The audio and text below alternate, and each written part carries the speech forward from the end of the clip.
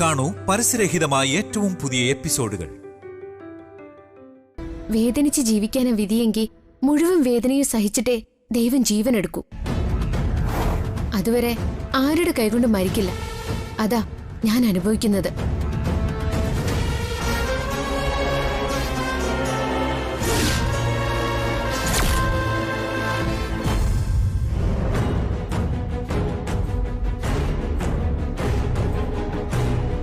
നമ്മുടെ ക്ഷേമത്തിന് വിഷു ഒരുക്കലും കണി കാണലും ഒക്കെ.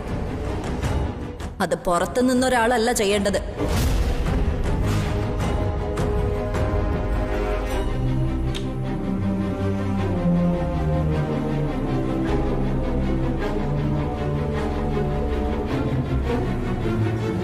കുട്ടി മടങ്ങി വന്നതിൽ നിന്നും ഒരു കാര്യം വ്യക്തമാണ്.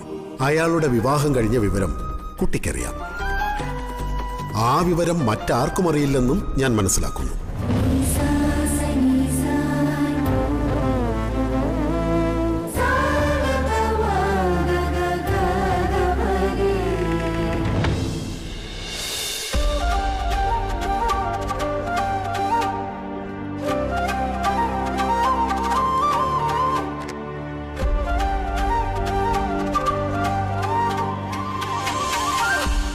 അമ്മു, വേഗം ഇവിടുന്ന് മാറിക്കോ. എന്താ? റൂമിലിരുന്ന സഞ്ജുവിനെ കൂട്ടി സച്ചി ഇങ്ങോട്ട് വരുന്നുണ്ട്. അയ്യോ, അങ്ങോട്ടല്ല, ഇവിടെ എവിടെയും. അതിന്റെ പുറകിൽ വിളിച്ചോ. ഇതിനകത്താ? ആ, കേറങ്ങോട്ട്.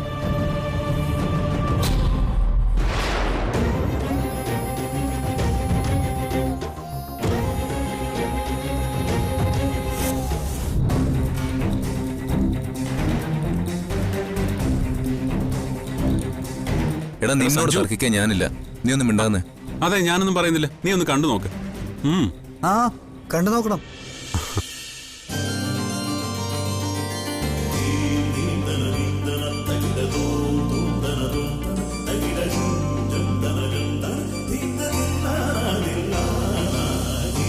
ഞാൻ പറഞ്ഞതില് എന്തെങ്കിലും അതിശക്തി ഉണ്ടോടാ? നീ പറഞ്ഞപ്പോ ഞാൻ ഇത്രയും പ്രതീക്ഷിച്ചില്ലടാ. എന്ത് ചേലാടാ കൃഷ്ണനെ കാണാൻ. ആ, അതെ, നന്നായിട്ട് ചെയ്തിട്ടുണ്ട്. ഏയ് വേണ്ട, അവിടെ നിന്ന് കേട്ടാ മതി.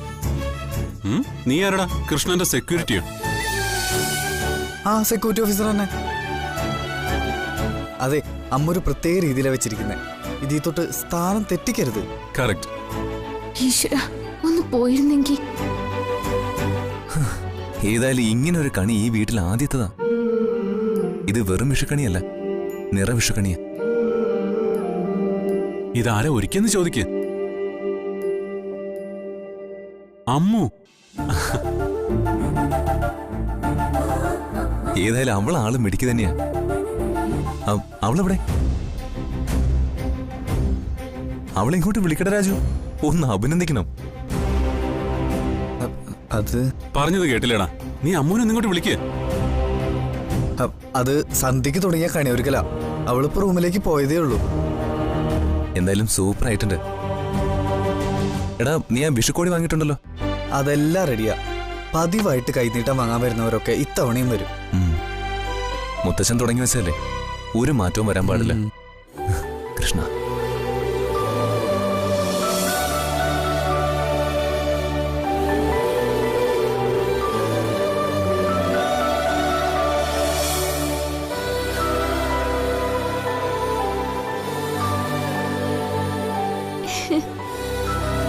എന്റെ കൃഷ്ണ, നീ കാത്തു. ഈ വർഷത്തെ വിഷുഫലം അതികേമോന്നാ ഇതിലെഴുതി വച്ചിരിക്കുന്നത്. അപ്രതീക്ഷിത ധനാഗമം മുതൽ സന്താന ലബ്ധി വരെ ഉണ്ട്.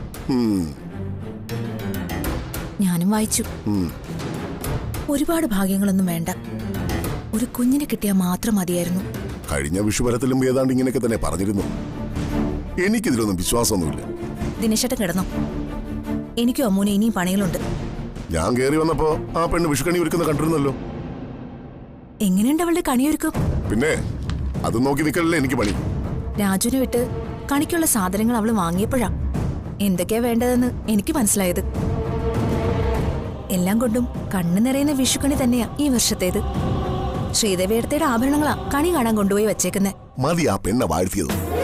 വാഴ്ത്തിയ നാവ് കൊണ്ട് തന്നെ ഇകഴ്ത്തുന്ന കാലവും വരും. നിങ്ങൾ എന്ത് പറഞ്ഞാലും അമ്മ ഉള്ളത് എനിക്കൊരു ആശ്വാസം. നിങ്ങൾക്ക് അവള് കണ്ണിലെ കരടാണെന്ന് എനിക്കറിയാം. നീ അവളെ തന്നെ വിശ്വസിച്ചോ? കണ്ടാൽ അറിയാത്തവനെ കൊണ്ടാലേ അറിയൂ.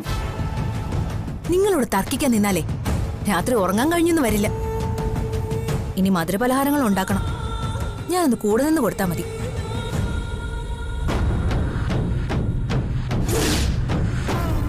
ശ്രീദേവിയടുത്തയുടെ ആഭരണങ്ങളാ കണി കാണാൻ കൊണ്ടുപോയി വച്ചേക്കുന്നത്.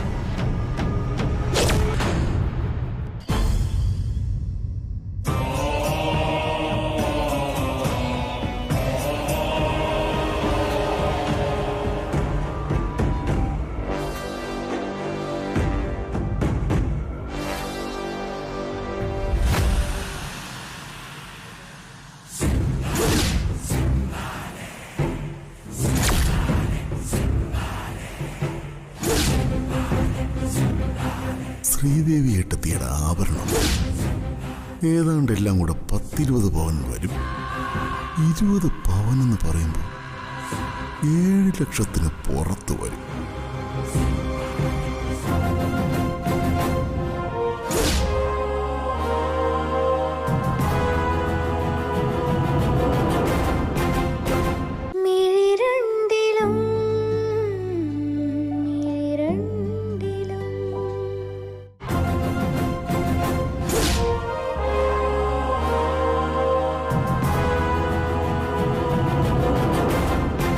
മുറിയടച്ചിരിക്കുന്ന ശ്രീദേവി ഏട്ടത്തിക്ക് എന്തിനാ സ്വർണ്ണാഭരണം?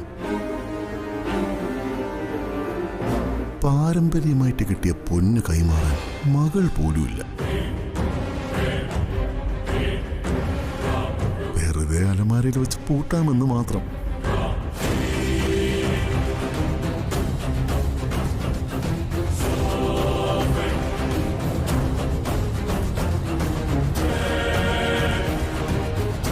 കുറച്ചു കാലം അടിച്ചു പൊളിച്ച് ജീവിക്കാനുള്ള മുതലായത്. വിഷുബലത്തിൽ പറഞ്ഞതുപോലെ അപ്രതീക്ഷിതമായിട്ടുള്ള ധനാഗമനം തന്നെ ഇത്. മണി 2 ആവുമ്പോ എണീറ്റാ മതി. എന്താ ഒരു ആലോചന?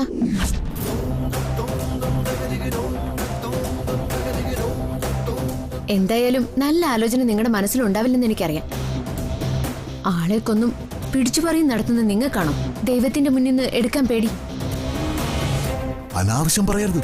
അനാവശ്യം പ്രവർത്തിക്കരുതെന്ന് പറഞ്ഞതാ. അധികകാലം നീ ഇവിടെ ഉണ്ടാവില്ലടി. ഉള്ള കാലം നിങ്ങളിൽ എനിക്കൊരു കണ്ണുണ്ടാവും. പിന്നെ ഇവിടെ ഇരിക്കുന്ന പണത്തിനും സ്വർണത്തിനും എന്റെ കയ്യിൽ കണക്കുണ്ട്. അതിലെന്തെങ്കിലും കുറവ് വന്ന നിങ്ങളെ അത് എടുക്കൂ.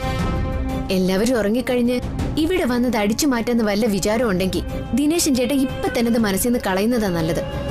നല്ലൊരു വിഷുവാ, മുടങ്ങിപ്പോവാൻ പാടില്ല. എന്റെ വീട്ടിൽ എന്നെ പേടിപ്പിക്കാൻ നീ ആരടി? എനിക്കിഷ്ടമുള്ളത് ഞാൻ എടുക്കും. നീയേ ഇവിടെ ഒരു വേലക്കാരി പോലും അല്ല. കടിച്ചു തൂങ്ങി കിടക്കുന്നവളാ നീ. വേണ്ടി വന്നാ ഞാനിത് എടുക്കുകയും ചെയ്യും. നിന്റെ തലയിൽ ആ കുറ്റം കെട്ടിവെക്കുകയും ചെയ്യും. ദിനേശനെ അടവ് കുറെ പഠിച്ചതാ. ഒരുത്തൻ കക്കാൻ ഇറങ്ങിയിട്ടുണ്ടെങ്കിൽ അവൻ നിൽക്കാനും പഠിച്ചിട്ടുണ്ട്. നീ അത് ആദ്യം മനസ്സിലാക്കി വെക്ക. കാവേരി ചേച്ചിയുടെ കയ്യിൽ എന്റെ 2 വളകൾ ഉള്ളിടത്തോളം കാലം ഞാൻ വരയ്ക്കുന്ന വരയിൽ ഈ കള്ളൻ നിൽക്കും. എന്താ കാണണോ?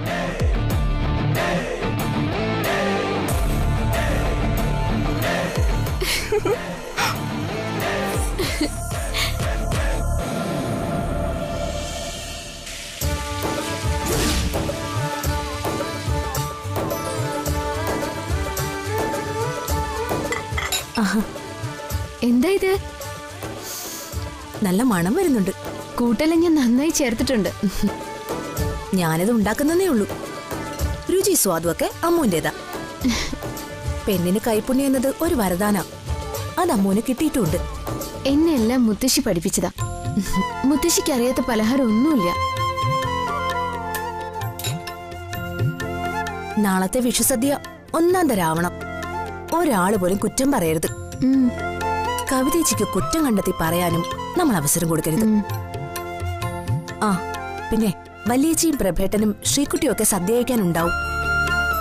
ആ നാളത്തെ വിഷുസദ്യ കവിതേച്ചിയെ കൊണ്ട് നല്ലതെന്ന് പറയിക്കാൻ ഒരു മാന്ത്രിക വിദ്യ എന്റെ കയ്യിലുണ്ട്. സദ്യ ഗംഭീരാക്കാൻ എന്ത് മാന്ത്രിക വിദ്യ കാവേരി ചേച്ചിയുടെ കയ്യിലുള്ളത്?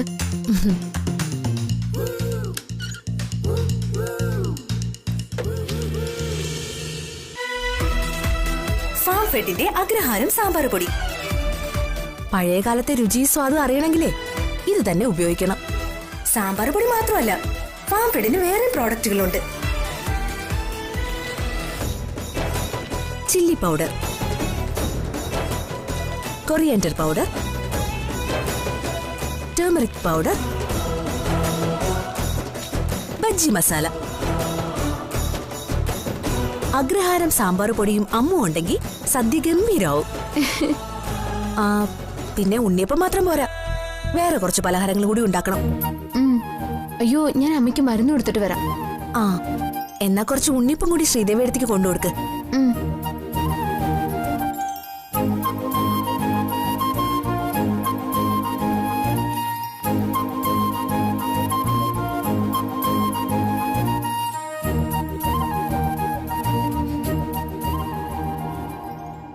Thank God. എന്തിനാ ദൈവത്തിന് നന്ദി പറയുന്നേ?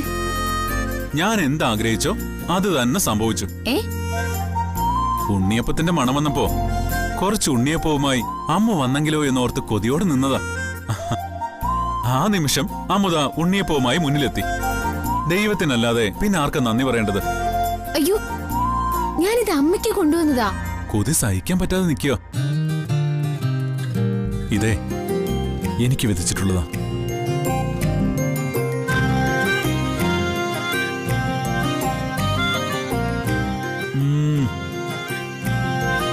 എന്താ ഒരു രുചി! ഇത്രയും ടേസ്റ്റുള്ള ഉണ്ണിയപ്പം ഞാൻ എന്റെ ലൈഫിൽ കഴിച്ചിട്ടില്ല.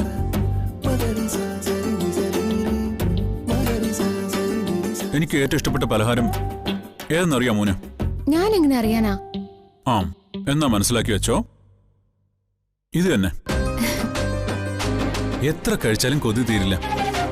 ഉണങ്ങിയ തേങ്ങ കുനുകുനാ അരിഞ്ഞിട്ട് പാകത്തിന് കദളിപ്പഴവും ഏലക്കായും ഒക്കെ ചേർത്തുണ്ടാക്കുന്ന ഇവനെ വെല്ലാൻ വേറെ ഏത് പലഹാരം ഉള്ളത്? എന്നാ കുറച്ച് കൂട്ടുകാരനും കൊടുക്ക്, മുഴുവനും തനിച്ച് തിന്നാനേ. ഇതില് ഒരെണ്ണം പോലും സഞ്ജുവിന് ഞാൻ കൊടുക്കില്ല.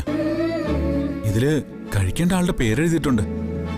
സച്ചിക്ക് അമ്മ കൊണ്ടുവന്നത്. തനിച്ച് കഴിക്കുന്നത് കഷ്ടാട്ടോ. ഒരു കഷ്ടവും ഇല്ല. എനിക്ക് തരാതെ അവൻ എന്നെ കൊതിപ്പിച്ച് പായസം കുടിച്ചതേ ഞാൻ മറന്നിട്ടില്ല. നിക്ക്. എന്താ?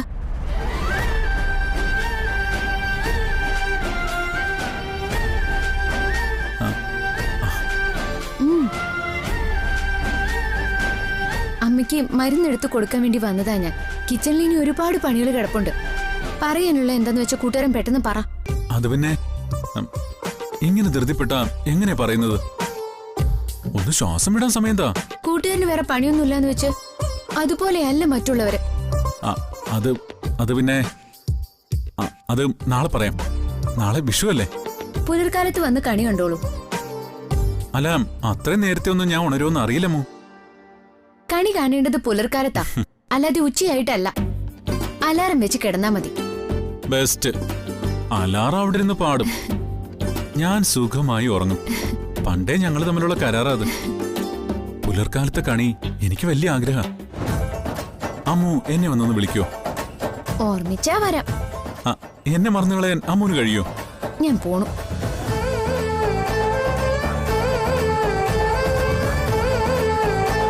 നാളെ ഞാൻ എന്റെ ഇഷ്ടം നിന്നോട് പറയും. നാളെ മുതല് പ്രണയത്തിന്റെ സുന്ദര നിമിഷങ്ങൾ.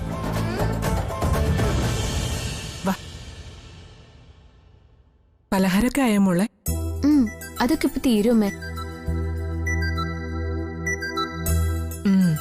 ഉണ്ണിയപ്പത്തിന്റെ നല്ല മണം വരുന്നുണ്ട്. മണം ഇതായിരിക്കുമ്പോ കഴിക്കുമ്പോഴുള്ള സ്വാദം ഇതായിരിക്കുന്ന ഓർക്കായിരുന്നു ഞാൻ. കുറച്ച് ഉണ്ണിയപ്പം ഞാൻ അമ്മയ്ക്ക് എടുത്തോണ്ട് വന്നതാ. എന്നിട്ട് എവിടെ? അതുമായിട്ട് വരുമ്പോ ഒരാളത് എടുത്തോണ്ട് പോയി. ആര്? സഞ്ജു? അല്ല, കൂട്ടുകാരൻ. സച്ചി പണ്ടേ മധുരപ്രേമിയാ. കുട്ടിക്കാലത്ത് സഞ്ജുവിന്റെ കൂടെ അവൻ വരുന്നു എന്നറിഞ്ഞാൽ ഞാൻ എല്ലാം ഉണ്ടാക്കി വെക്കും. ഏത് തിന്നണമെന്നുള്ള കൊതി അവന്. കൂട്ടുകാരന്റെ കൊതി ഇപ്പോഴും മാറിയിട്ടില്ല. അല്ല, മോളെന്താ അവരെ ഏട്ടന്മാരെന്ന് വിളിക്കാത്ത? നിന്റെ 2 ഏട്ടന്മാരാ, സഞ്ജുവും സച്ചി. അത് പിന്നെ രാജുവേട്ടനെ വിളിക്കുന്ന പോലെ അവരെ അങ്ങനെ വിളിക്കാൻ എനിക്ക് കഴിയുന്നില്ലമ്മേ. അത് സ്വാതന്ത്ര്യമായി പോവും. നിന്റെ ഒരു കാര്യം, എല്ലാത്തിനും നിനക്ക് ഓരോരോ കാരണങ്ങളുണ്ട്. അയ്യോ, കാവേരി ചേച്ചി മാത്രമേ കിച്ചണിലുള്ളൂ. ഞാൻ അങ്ങോട്ട് പോട്ടെ അമ്മേ. അതെ, വെളുക്കുന്നവരെ അവിടെ കഴിച്ചു കൂട്ടണ്ട. അത് രാവിലെ എഴുന്നേക്കാനുള്ളതാ. മോള് വേണം വിളക്ക് വെക്കാൻ. ആ നിക്ക്.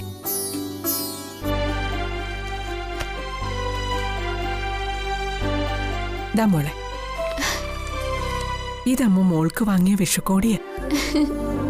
രാവിലെ ഇത് ധരിച്ചു വേണം വിളക്ക് വെക്കാൻ, കേട്ടോ? ശരി അമ്മേ. വിളക്ക് വെച്ചാലുടൻ കണി കാണാൻ ഞാൻ അമ്മയെ കൂട്ടാൻ വരാം. ആയിക്കോട്ടെ, ചെല്ലു.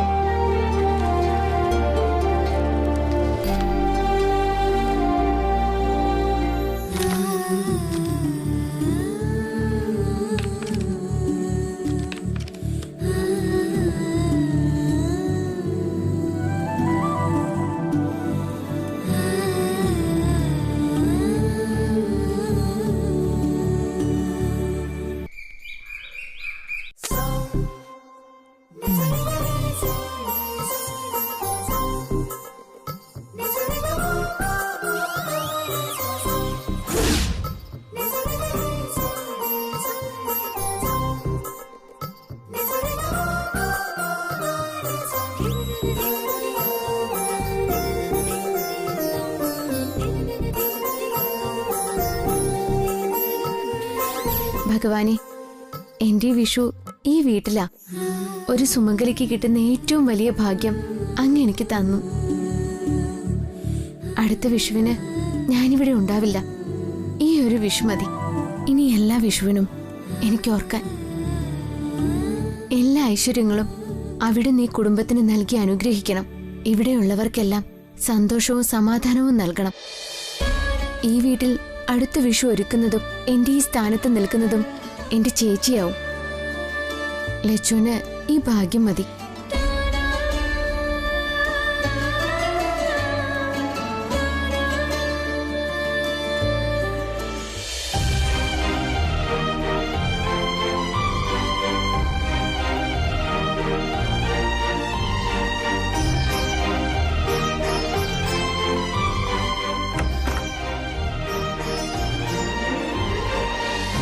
അമ്മേ, അമ്മേ, കണ്ണു തുറക്കാതെ എഴുന്നേക്കൂ.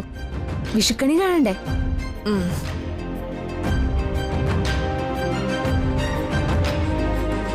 എവിടെ മോള്? ഞാനിവിടെയുണ്ട്. അമ്മ എണീറ്റേ. പിന്നെ ഞാൻ ചിലപ്പോ കണ്ണു തുറന്നു പോവും. കണി കാണാതെ കണ്ണു തുറക്കാൻ ഞാൻ അമ്മയെ സമ്മതിച്ചിട്ട് വേണ്ടേ? എന്നാ പൊത്തി പിടിച്ചോ. വാ.